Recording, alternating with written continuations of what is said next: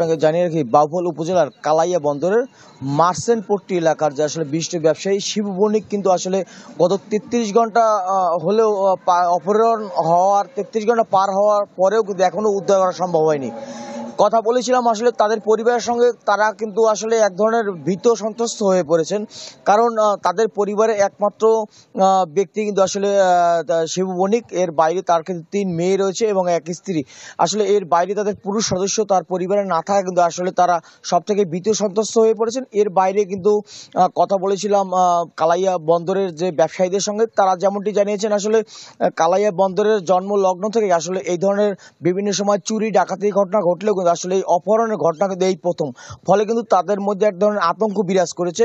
এর বাইরে গতকাল পর্যন্ত কিন্তু তাকে উদ্ধার না হওয়ার কারণে কিন্তু তারা ধর্মঘট পালন করে কিন্তু অনির্দিষ্ট কালের জন্য কিন্তু তারা ব্যবসা প্রতিষ্ঠান বন্ধ রেখেছে।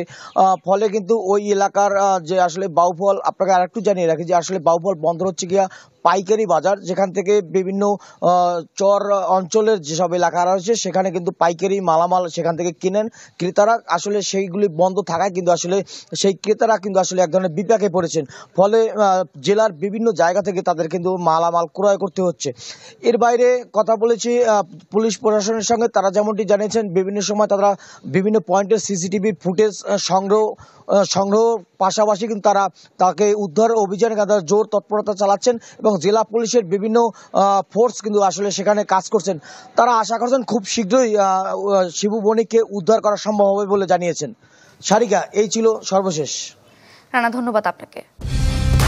কালার এক্সপার্ট, জর্জ স্যাপ এবং মাইল্ড অন হ্যান্ডস টেকনোলজি সমৃদ্ধ অরিক্স ক্রিস্টাল ওয়াশ আপনার লন্ড্রি এক্সপার্ট।